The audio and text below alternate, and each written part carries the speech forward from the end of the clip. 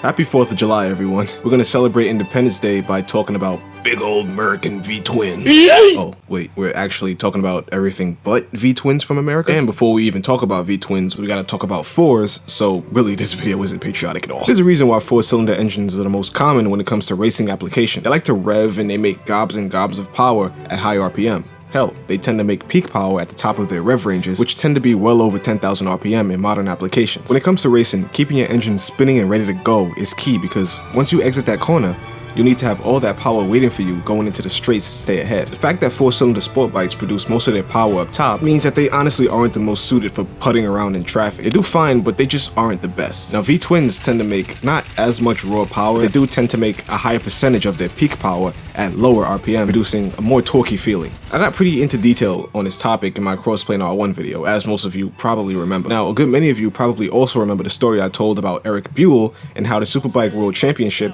had come in and killed off the Formula 1 Motorcycle Racing League. The Honda RC51 or RVT 1000R or VTR 1000R, depending on the country that you live in, was a race bike built by Honda from the year 2000 up to 2006, mainly to compete in WSBK in response to what was basically a dynasty of Ducati twins. In order to truly give you the scope of what the RC51 had done, you honestly have to go to 1988. Way back to the inaugural year of the WSBK League. WSBK is different from MotoGP in that modified production vehicles are used instead of purpose-built cutting-edge racing bikes.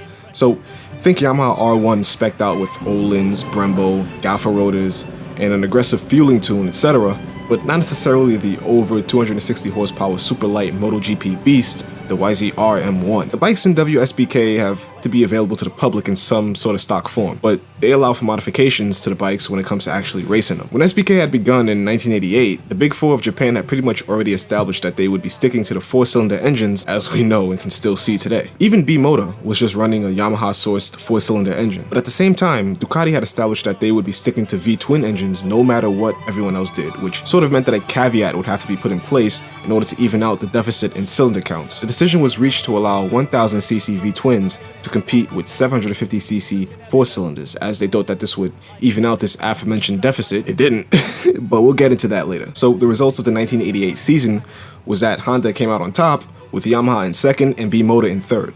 Now, anyone who remembers or just knows about Honda during this time knows that this was the absolute prime of Honda, in which they took racing and innovation extremely seriously. You may have noticed that I have not explicitly used the term inline four, because this was during the time that Honda was still in the middle of its V4 phase, racing its most advanced V4 yet, the Honda RC30, or the VFR 750R. It was available to the public and thus could be raced at SBK, but they only really made and sold about 3,000 of them for 15 grand a piece, which translates to about 34 grand in 2019. So yeah, this bike was top notch, but I won't get into it too deep because that's not our focus here. Now, Ducati was running the 851 at the time, placing 5th behind 2B motors even with that 100cc advantage in their pockets. In 1989, Honda smashed everyone again, this time taking both 1st and 2nd place. But something was off. See, Ducati had come in 3rd, right behind the Red Wing. Weird.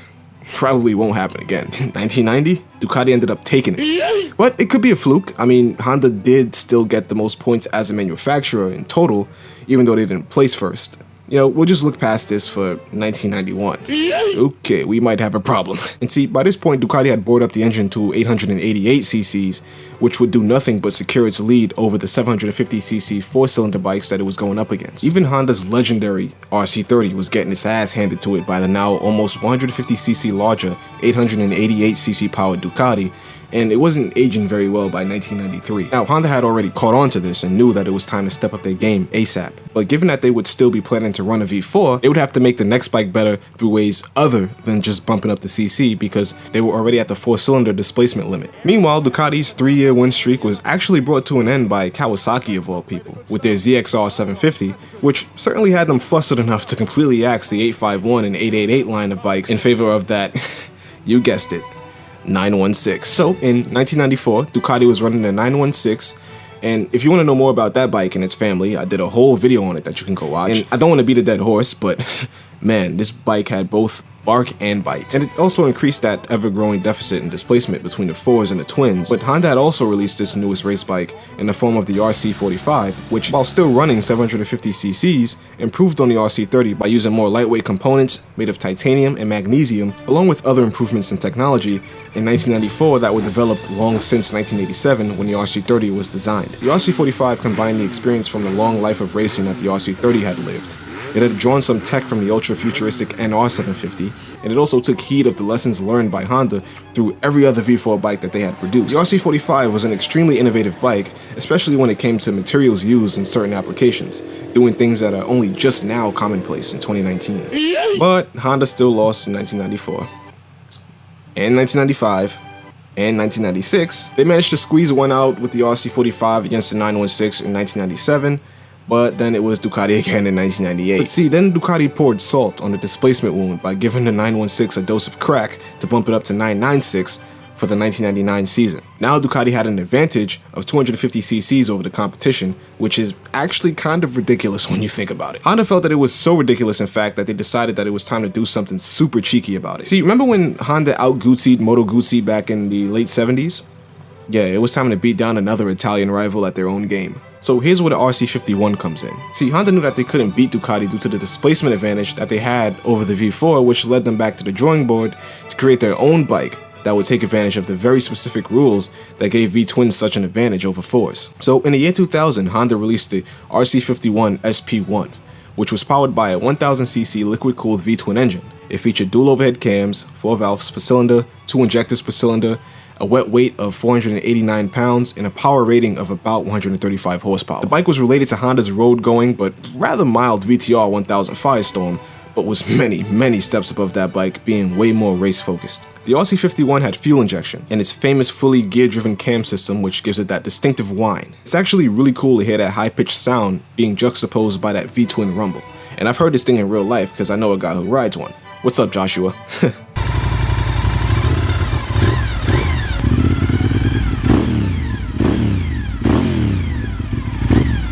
The RC51 had an advanced ram air system that provided a direct path for air through the steering head into the airbox. The bike produced its 130 horsepower at 9,500 RPM with a peak torque of 71 pound-feet at 8,000 RPM. The aluminum frame utilized the Pro Frame system, as dubbed by Honda, to combine the engine and the frame-mounted swing arm pivots. The fuel injection system was comprehensive with plenty of processing power, and the bike was cooled via side-mounted radiators to reduce drag.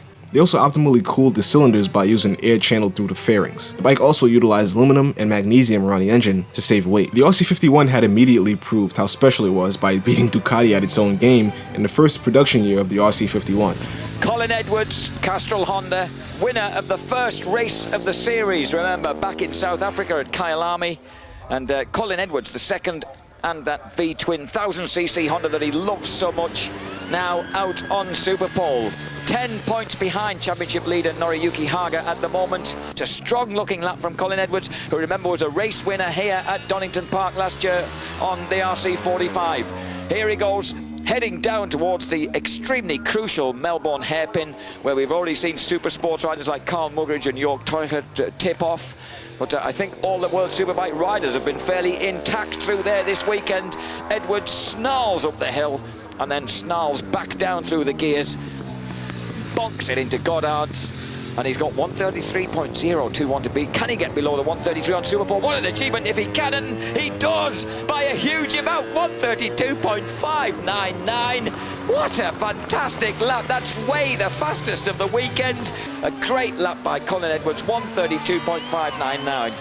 1.4 seconds faster than he went at all last year on the RC45. So that VTR 1000 SP1 and Colin Edwards arguably on course for a championship win this year.